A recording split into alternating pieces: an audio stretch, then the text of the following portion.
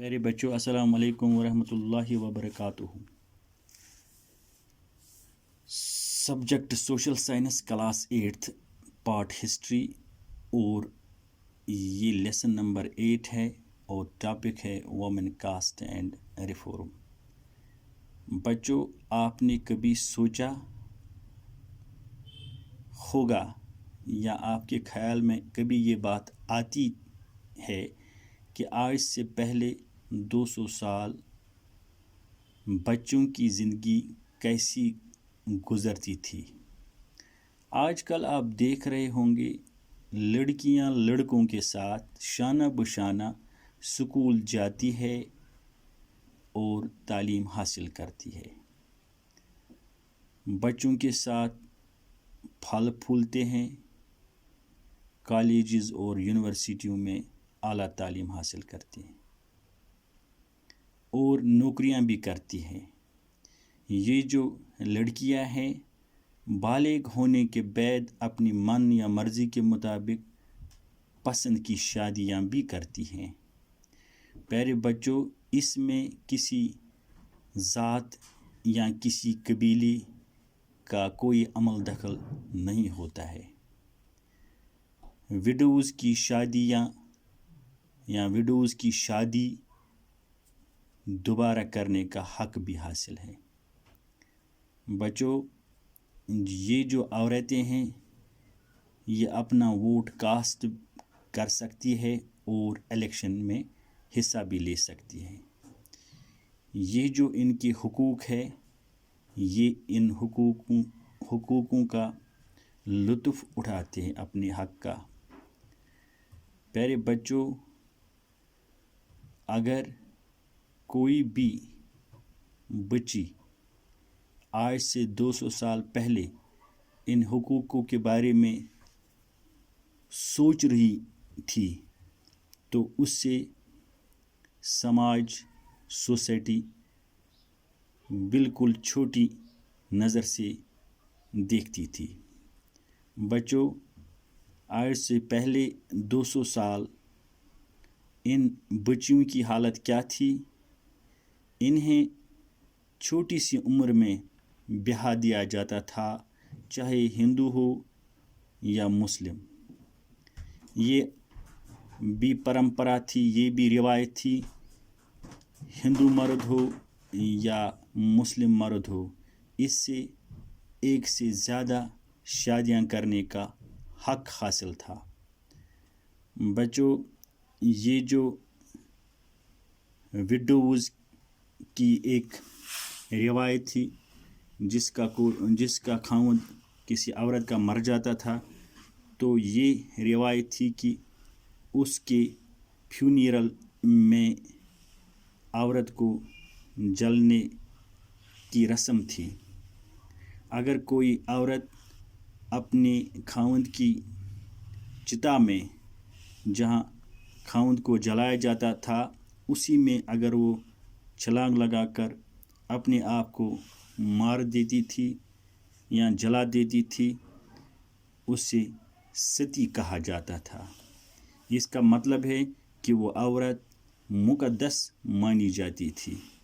عورت کو پراپرٹی میں سے بھی کوئی حق نہیں ہوتا تھا، جس طرح سے لڑکوں کو اپنے والدین کی جائیداد میں سے حق ملتا تھا۔ پیارے بچوں، ایجوکیشن حاصل کرنے کا بھی حق بچی کو نہیں ملتا تھا۔ اگر کوئی بچی ایجوکیشن حاصل کرتی تھی تو اسے نیچے دکھانے کے لیے اس کے ساتھ شادیوں یا باقی سماجی بائیکاٹ کیا جاتا تھا۔ یہ جو وڈوز ہوتی تھی، ان کو بھی دوسری شادی کرنے کا حق حاصل نہیں ہوتا تھا۔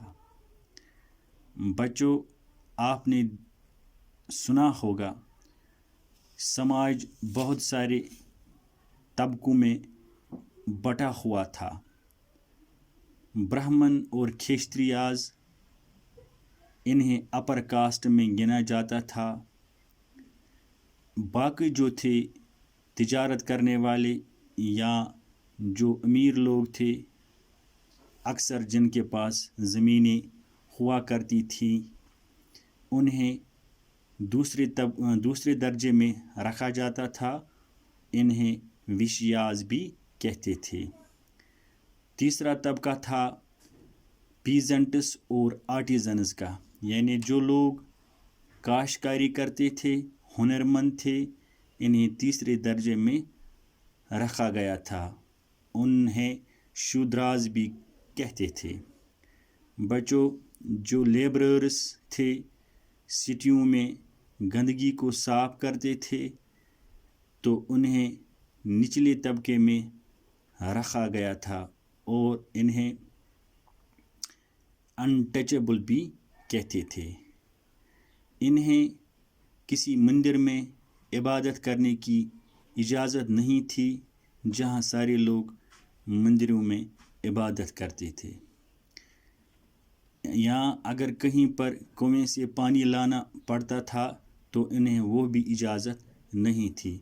اگر کہیں تالاب میں نہانا ہوتا تھا، وہاں بھی انہیں اپر کاسٹ کے لوگ نہانے کی اجازت نہیں دیتے تھے۔ اس طرح سے اس ذات کو، انٹچیبل کو، کم تر سمجھا جاتا تھا۔ اس کے لیے 19ویں صدی میں پھر انقلاب آیا، آپ کو وہ آگے بتائیں گے، لیکن 9ویں اور 12ویں صدی میں بہت ساری آہستہ آہستہ چینج ہونے لگی۔ پیارے بچوں، ورکنگ ٹورڈس چینج، کیا کام ہوا، کیسے ہوا، کس نے کیا، یہ پڑھنے جا رہے ہیں ہم۔ پیارے بچوں، 19ویں صدی میں بہت ساری ڈبیٹس ہوئی، اس مسئلے پر بات ہوئی۔ کچھ سماجی طبقوں نے اس بارے میں سوچا کہ ایسا نہیں ہونا چاہیے کہ عورتوں کے ساتھ برا سلوک کیا جاتا تھا۔ جب ملک نے ترقی کرنا شروع کر دی اور کمیونیکیشن میں انقلاب آیا، نیوز پیپرز، میگزینز، پمفلیٹس یہ پرنٹ ہونا شروع ہوئی، یہ یعنی اب اخبار شائع ہونے لگے، اس پر لکھنا شروع ہو گیا، اس سے پہلے ایسا نہیں تھا۔ تو تمام جو یہ ڈبیٹس تھے، ایشوز تھے، اس پر بات ہونے لگی، چاہے یہ سیاسی بات تھی، یہ سماجی بات تھی، یا اقتصادی طور پر، مذہبی طور پر، جو بھی تھا، اس پر ڈسکشنز اور ڈبیٹس ہونے لگے۔ خاص کر عورتوں کے بارے میں سوچ وچار شروع ہوا، تو ایک تحریک شروع ہوئی، ایک مومنٹ شروع ہوئی اس سوشل چینج کے لیے۔ تو پہل ایک گروپ بنا جس کو برہمو سبھا کہا گیا، بعد میں اس کو برہمو سماج کہا گیا۔ یہ مومنٹ شروع ہوئی 1772 سے لے کر 1833 تک۔ اس کے فاؤنڈر اس فورم کے فاؤنڈر تھے برہمو سماج کے فاؤنڈر تھے رام موہن رائے۔ رام موہن رائے اس بات کی دلیل دیتے تھے کہ ہمیں ان چیزوں کو لاگو کرنا چاہیے، یا ان سہولتوں کو عورتوں کے حق کے لیے آگے آنا چاہیے، تاکہ ان کے لیے ایک نئی زندگی کی شروعات ہو جائے گی۔ بچوں، رام موہن رائے جو فاؤنڈر تھے برہمو سماج کے، یہ اس خیال میں تھے، اس کا خیال تھا کہ اگر ہم ویسٹرن کا ایجوکیشن کو پھیلائیں گے، وہ اس کے حق میں تھے تاکہ ملک میں برابری کا نظام قائم ہو جائے گا۔ وہ ویمنوں کے بارے میں یعنی عورتوں کے بارے میں لکھتے ہیں کہ انہیں فورس کیا جاتا ہے ڈومیسٹک ورک کے لیے یعنی گھریلو کام کے لیے، انہیں زور زبردستی کر کے گھروں میں کچن کے اندر محصور رکھا گیا، انہیں باہر جانے کی اجازت نہیں دی جاتی تھی۔ لہذا رام موہن رائے اس تمام چینج کو، تمام اس جو بھی عورتوں کے ساتھ زیادتی ہو رہی تھی 200 سال پہلے، اس کو بدلنے کی وکالت کرتے تھے۔